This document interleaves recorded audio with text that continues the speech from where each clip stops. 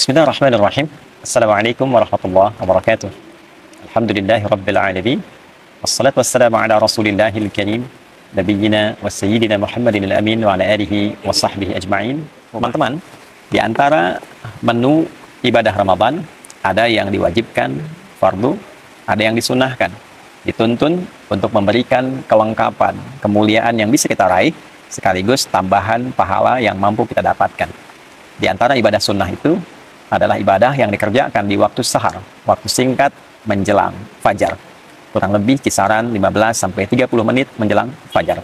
Bila pun waktu subuh, misal saja ambil pasnya jam 4.30, maka waktu sahar tepat di pukul 4 menjelang ke waktu fajar. Segala aktivitas yang dikerjakan di waktu sahar dinamakan dengan sahur. Selama ini kita terfokus pada satu ibadah yang pernah juga kita kaji dengan sangat mendalam, yaitu makan yang dilakukan di waktu sahar, sehingga disebut dengan makan sahur. Tasahharu fa inna fis sahuri barakah. Demikian tegas Nabi SAW, makan sahurlah Anda, karena di dalam makan sahur yang benar itu terdapat banyak sekali keberkahan, banyak sekali tambahan-tambahan kebaikan. Pada titik ini kita telah mengkaji dengan cukup detail insya Allah tentang makna sahar, tentang keberkahan di waktu sahur. Namun demikian, ada satu rahasia amalan yang kiranya jarang terungkap. Padahal amalan ini begitu penting. Bukan hanya dapat mengantarkan kita pada cinta Allah Subhanahu wa taala, pada keriduan Allah Subhanahu wa taala, pada rahmat dan surganya Allah Subhanahu wa taala. Lebih dari itu, saat kita di dunia, amalan ini bahkan dapat menghadirkan beragam jenis kemudahan dalam berkehidupan. Baik itu rizki, kedamaian, ketenangan, hingga berbagai macam keringanan dalam beraktivitas dan solusi dari semua persoalan yang mungkin kita hadapi dalam berkehidupan. Teman-teman, amalan itu adalah istighfar. Amalan itu adalah istighfar. Di dalam Al-Quran ada beragam ayat yang kita dapat temukan yang menunjukkan amalan istighfar yang dikhususkan waktunya di waktu sahar. Jamak dari kata sahar adalah ashar. Ashar. Kata ashar pertama kita temukan diantaranya dalam Al-Quran surah Ali Imran di ayat yang ke-17, ketika Allah Subhanahu wa taala menyifati kalangan orang takwa. Jadi di ayat 15-nya kita mendapatkan sifat-sifat orang takwa. Qul a'unabbi'ukum bi khairin min dzalikum lil ladzina taqaw inda rabbihim. Muhammad SAW viralkan kepada orang-orang yang kehidupannya fokus mencari kemapanan dan kenyamanan dunia, pengen mendapatkan limpahan dari harta benda, emas, perak, kalau sekarang mungkin uang, aset, dan sebagainya. Pengen punya kendaraan yang mewah, pengen punya lahan yang cukup luas, pengen punya hewan ternak, kebun, dan sebagainya. Di atas semua itu viralkan ya Muhammad SAW, ada anugerah yang sangat istimewa, yang sangat agung, yang Allah berikan khusus pada orang-orang yang bertakwa. Nah, apa hadiah yang Allah berikan itu? Ya, ada jannah berupa surga yang dihiasi dengan keindahan yang sangat sempurna, pasangan-pasangan yang sangat serasi, dan yang paling tinggi adalah keridhaan Allah Subhanahu wa taala. Kalau Allah sudah ridho, semua akses dibuka, langit dan bumi dibuka. Ya, untuk siapa orang-orang itu? Ya, di antaranya adalah orang-orang yang disifati oleh Allah Subhanahu wa taala dengan kata ibad, yang ibadahnya sangat luar biasa, yang pendekatan kepada Allahnya luar biasa. Dan di ayat ke-16 disebutkan komitmen orang ini sampai berkata, mereka memohon kepada Allah ampunan yang pertama kali. Alladzina yaquluna rabbana innana amanna faghfir lana dzunubana. Ya Allah, kami berikrar bahwa kami beriman kepadamu, maka dengan iman ini mohon ampuni dosa-dosa kami. Ya, ampuni dosa-dosa kami. Jadi yang didahulukan oleh Allah ternyata amalannya adalah permohonan ampunan. Nah, ketika mereka ingin mempraktekkan itu, di ayat ke-17-nya disifatilah dan digabungkan sifat ini dengan 4 amalan utama. As-sabirina, was-sadiqina, wal-qanitina, wal-munfiqina. 4. Yang kelima, wal-mustaghfirina bil ashar. Jadi ternyata ketika mereka ingin memohon ampunan pada Allah Subhanahu wa taala, yang paling utama waktunya diletakkan oleh Allah Subhanahu wa taala di waktu sahar, waktu singkat menjelang sahur. Wal mustaghfirina bil ashar. Ada orang-orang takwa yang di antara agenda berkehidupan mereka khususkan waktu sahar itu sebagiannya untuk khusus memohon ampunan Allah Subhanahu wa taala. Mereka khusus untuk istighfar di dalamnya, ya. Bukankah puasa melatih kita untuk dapat meningkatkan takwa? Bukankah puasa mengajak kita untuk menjadi pribadi yang lebih bertakwa? Nah, di antara menu takwa itu salah satunya adalah memperbanyak istighfar. Di antara waktu istighfar yang paling baik itu adalah di waktu sahar. Orang yang memperbanyak istighfar di waktu sahar, maka oleh Allah disejajarkan dan diberikan ia satu kesamaan. Bisa ditafsirkan juga, bisa mendapatkan limpahan karunia yang setara. Satu, dengan orang sabar. Artinya orang yang rajin istighfar, juga saat bersamaan akan cenderung memiliki kesabaran yang luar biasa.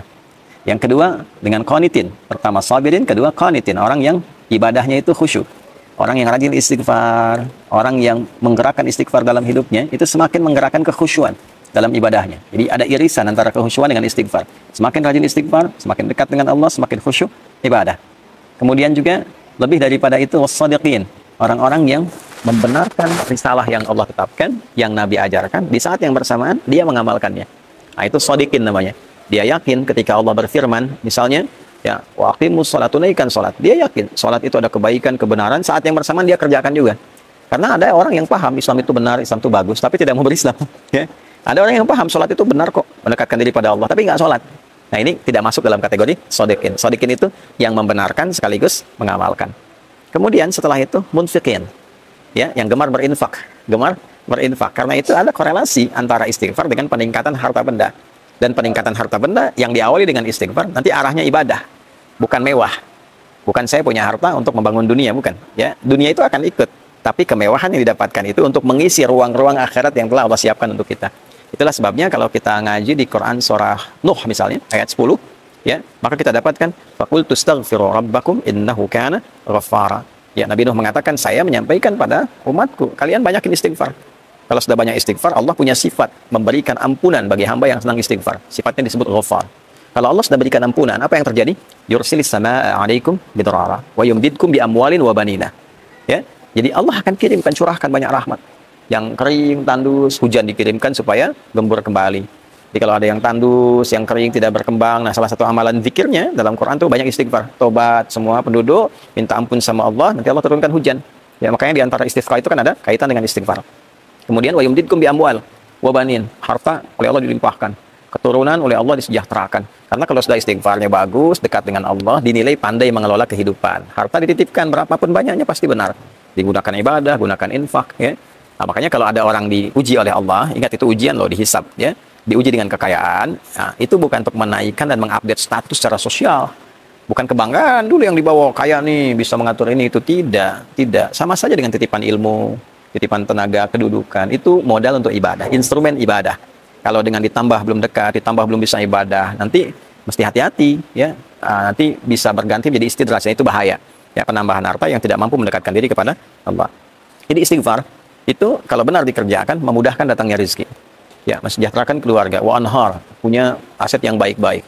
Nah, maksudnya apa? Kalau sudah bisa itu kembali ke Ali Imran tadi, wal munfiqin, dia bisa infak dengan itu. Ya. Jadi istighfar yang kita kerjakan ternyata mendekatkan kita pada rahmat Allah, ampunan Allah, mendapatkan kemewahan hidup di dunia, mendamaikan suasana hati. Dan dikerjakannya kapan? Ya, bil ashar, di waktu-waktu sahar. Kalau kita dapatkan itu di Quran surah ke-51 misalnya, ayat 18. Itu kan rangkaian dari 15 ke 18. 15-nya menunjuk amalan orang takwa. Innal muttaqina fi jannatin wa 'uyun, akhidina ma atahum rabbuhum, ya, innahum kanu qabla dzalika muhsinin. Kanu qalila minal laili ma yahja'un, sampai 17. 18-nya wabil asharihum yastaghfirun. Sungguh kata Allah, ada orang takwa yang saat ke akhirat itu nanti tempatnya dia berada di taman surga yang indah sekali. Ya, mereka itu orang-orang ihsan saat di dunia. Ihsan itu menjadikan semua kegiatan sebagai ibadah. Di hadis Muslim nomor hadis ke-8, anta'budallaha ka'annaka tarah, fa illam takun tarahu fa innahu yarah. Engkau menjadikan semua kegiatan sebagai ibadah karena Allah. Makannya ibadah, minumnya ibadah, kan? Kemudian juga bekerjanya sebagai ibadah. Jadi hukum Allah dijaga karena ibadah. Ya, kalau kerja nggak korupsi, nggak nyogok, kalau kuliah ujian nggak nyontek, gitu kan? Perbaiki diri dengan baik. Nah, apa cirinya orang ini? Ternyata yang pertama, kanu qalilan minal laili ma yahja'un. Mereka itu satu berlatih dengan banyak tahajud. Ya. Nah, puasa melatih kita malamnya bangun, kan? Tarawih itu kan latihan dasar untuk bisa tahajud malamnya. Lalu dari malam itu ke tahajud, selesai tiba sahar, setelah itu kan tiba fajar. Nah, di sahar wabil asharihum yastaghfirun. Mereka mengkhususkan waktu sahar itu, ya, untuk istighfar, Nah, ternyata puasa la'allakum tattaqun meningkatkan kekuatan takwa kita. Di antara amalan takwa itu adalah salat malam dan istighfar di waktu sahar. Jadi kesimpulannya teman-teman sekalian, sahur itu ada banyak keberkahan yang bisa diraih. Di antaranya makan sebagai sunnah Nabi SAW. Bagi orang-orang yang menginginkan lebih, sahur plus. Apa plusnya? Ya, plusnya adalah mengisi ruang-ruang di waktu sahur dengan istighfar.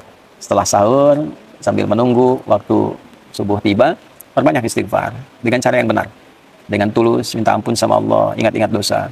Kalau bisa nih diurutkan, masih panjang Ramadan insya Allah ke depan ya. Masih ada waktu yang sangat cukup. Hari pertama untuk istighfari pikiran yang kadang-kadang kurang tepat, istighfari telinga yang salah dengar, istighfari mata yang salah melihat, lisan sampai ke ujung kaki, sampai kita merasakan kenikmatan dengan istighfar itu, yang dengan itu menjaga semua organ tubuh kita untuk bersikap mulia. Ya, berhasilnya itu bisa nampak dengan perubahan yang terjadi di organ tubuh ini. Lisan yang diistighfari, keluarnya lembut, baik, sopan. Telinga yang diistighfari, ya keluar hasilnya itu mendengarnya yang baik-baik. Pada yang tidak baik, rasanya sudah kurang nyaman. Gitu ya. Ada demikian sampai ke ujung kaki kita, sampai kita menjadi bagian insya Allah ibadah rahman hamba Allah yang disayang oleh Allah Subhanahu wa Ta'ala. Nah, itulah bagian dari kegiatan-kegiatan yang bisa kita isi selama Ramadan, yang selama ini mungkin tidak banyak viral di kalangan masyarakat.